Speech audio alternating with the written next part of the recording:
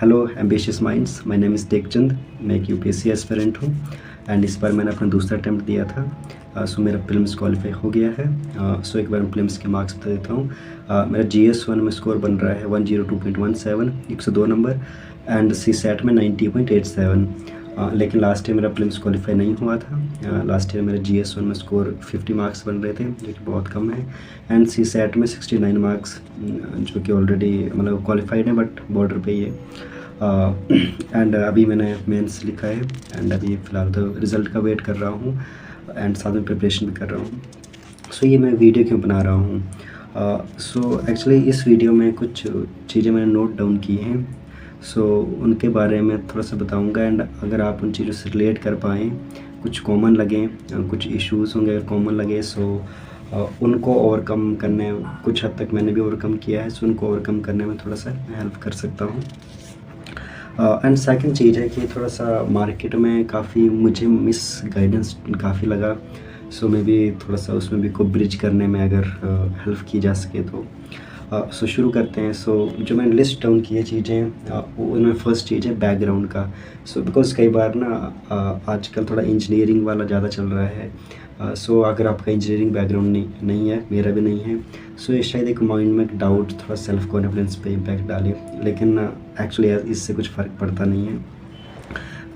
And second चीज़ है कि यार एक लैंग्वेज का भी थोड़ा सा इशू होता है, बिकॉज अगर may be English specially answer writing में, है ना, कि आंसर राइटिंग जब करते हैं या फिर जब बात करते हैं, जनरली हम तो हिंदी में या अपनी किसी और भाषा में ही बात करते हैं। सो अगर लैंग्वेज बैरियर है, थोड़ा सा मेरे साथ भी था बट अब उतना नहीं है। एंड नेक्स्ट चीज़ है कि अगर जो मैंने फर्स्ट बार बताया ना बैकग्राउंड वाला ही, सो जैसे अगर हम कोई हमें लगे कि स्कूल कोई अच्छे स्कूल या कॉलेज से नहीं पढ़ाई की है ना। सो मैं अपना बताता हूँ, जब मेरा 12th क्वालिफाई हुआ था तो मुझे उस वक्त थोड़ा सा ना वो टेनिस बॉल जैसा फील हो रहा था। क्यों हो रहा था? बिकॉज 11th-12th में तो काफ़ी हार्ड वर्क किया, बट उससे जो पहले वाला था उसमें कुछ खास याद था नहीं।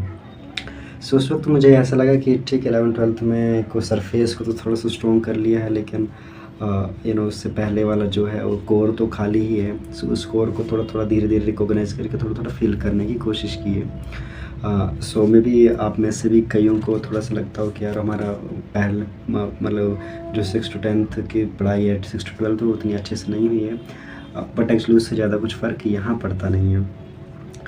एंड नेक्स्ट चीज़ है जो कि है एक ना गाइडेंस का, बिकॉज़ गाइडेंस का है ना, अगर आपके पास कोई, आप किसी ऐसे व्यक्ति को नहीं जानते हैं स्पेशली जिसने कि मे बी यूपीएससी दिया हो, क्वालिफाई किया हो, सो अगर लैक ऑफ गाइडेंस है ना, बिकॉज़ मैं भी एक ऐसी स्टेट से आता हूँ जहाँ पे कि यूपीएससी का वैसा कुछ एनवायरनमेंट है नहीं, एंड मेरे जानने में कोई भी व्यक्ति ऐसा नहीं था जो कि यूपीएससी की प्रिपरेशन कर रहा हो जिससे कि मैं गाइडेंस ले सकूँ। सो शुरुआत में दिक्कत आई, but over the period of time सीखते तो हैं ही। सो उसको ओवरकम किया एंड अभी भी चल ही रहा है, कर ही रहे हैं मतलब। सो अगर थोड़ा सा इसमें दिक्कत है तो इसमें मैं थोड़ा सा हेल्प कर सकता हूँ। Next thing is resources, because resources आज के समय में डिजिटल युग है, बहुत ज़्यादा हो गए हैं, कोचिंग भी काफ़ी रिसोर्सेज प्रोवाइड कराते हैं। सो रिसोर्स को लेकिन लिमिट करना बहुत ज़रूरी है, अदरवाइज़ ये हो जाएगा कंटेंट टेररिज्म, है ना।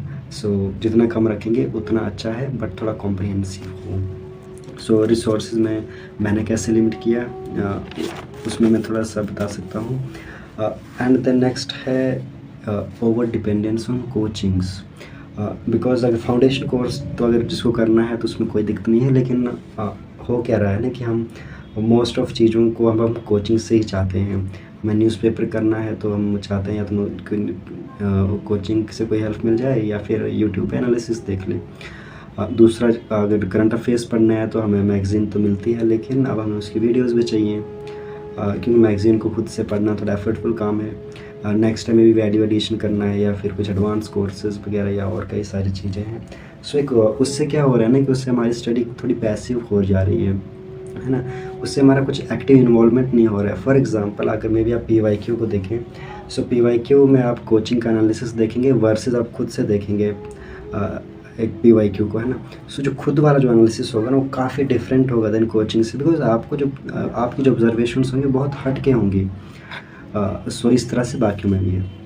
सो नेक्स्ट जो है वो इशू ऑफ आंसर राइटिंग। ये तो सभी को होता है जनरली शुरुआत में। तो पहले तो है ना एक आंसर राइट करने में कॉन्फिडेंस आना, देन अगर लिखते हैं तो कैसा लिख रहे हैं, पता नहीं सही है कि नहीं है ना, तो वो भी थोड़ा इशू रहता है। मैंने कैसे बिगिन किया था एंड अभी तो ठीक ठीक हो गया था, मतलब आंसर राइटिंग पे अच्छा कमांड हो गया था बिकॉज बहुत आंसर राइटिंग प्रैक्टिस की थी।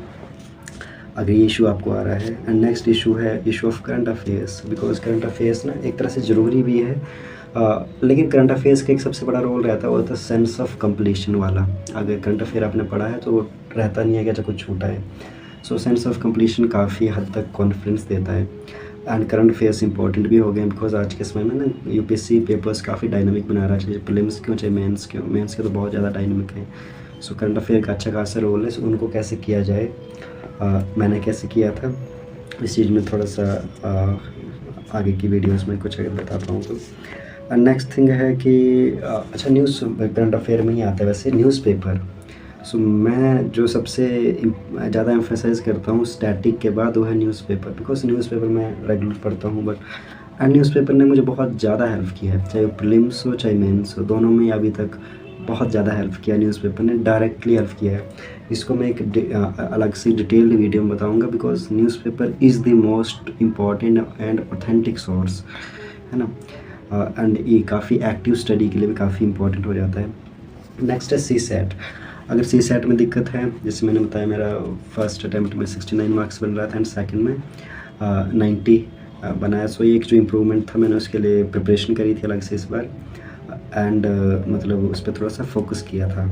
सो कैसे था वो इसमें तो बता नहीं सकता मैं, अदरवाइज सारी चीज़ें डिस्कस करना मुश्किल है यहाँ पर। एंड एक और चीज़ जो है वो स्ट्रैटेजी, बिकॉज ये मैंने रियलाइज़ किया मेरे फर्स्ट अटैम्प्ट के बाद कि मैंने प्रीलिम्स में मेरा प्रीलिम्स रहा था मेनली बिकॉज ऑफ मेरे पास कोई स्ट्रैटेजी नहीं थी स्पेशली पेपर अटैम्प्ट करने की।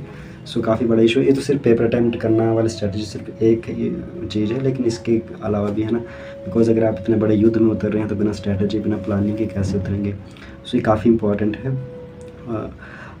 एंड आगे की जो मैं वीडियो मैं भी बनाऊंगा, सो उन वीडियोस में मैंने जो खुद की चीज़ें की हैं जो इम्प्लीमेंट की हैं, बिकॉज इस बार मैं प्रीलिम्स के लिए काफ़ी चीज़ें छोटी छोटी चीज़ों को इंक्लूड किया था एंड इवन कि मेंस भी अच्छा हुआ है मेरा, मतलब तो उसके लिए कुछ जो चीज़ें मुझे हेल्प की हैं उन चीज़ों के बारे में भी बात करेंगे। सो बिकॉज एक्चुअली मैं बिलीव करता हूँ पर्सनली कि प्रीच व्हाट यू प्रैक्टिस, है ना, जो कि आप खुद करते हैं वही बताएं। सो वही वाला होगा। सो अगर इन चीज़ों में से ये जो कुछ मैंने लिस्ट बताई एक तरह से, अगर इनमें से आपको कोई आप कुछ चीज़ों से रिलेट कर पाए हैं, सो उन चीज़ों को थोड़ा सा मतलब मैं शायद मैं हेल्प कर सकता हूँ उनमें as a may be mentor as a guide, है ना। सो उन चीज़ों को थोड़ा सा नेविगेट करने में हेल्प कर सकता हूँ जिनको मैंने भी कुछ हद तक किया है ओवरकम। सो इतना ही इस वीडियो में फ़िलहाल तो। एंड इस वीडियो को एक्चुअली मैं एंड करना चाहूँगा एक कोट से कि बाय चेंजिंग नथिंग चेंजेस, है ना। सो कुछ अगर बदलेंगे नहीं तो कुछ बदलता भी नहीं है। सो अगर सेम चीज़ें करते जाएंगे सो सेम ही रिज़ल्ट मिलते जाएंगे। तो hence may be there is a scope for to change something, है ना। So best wishes to you. Thank you so much. धन्यवाद। जय हिंद।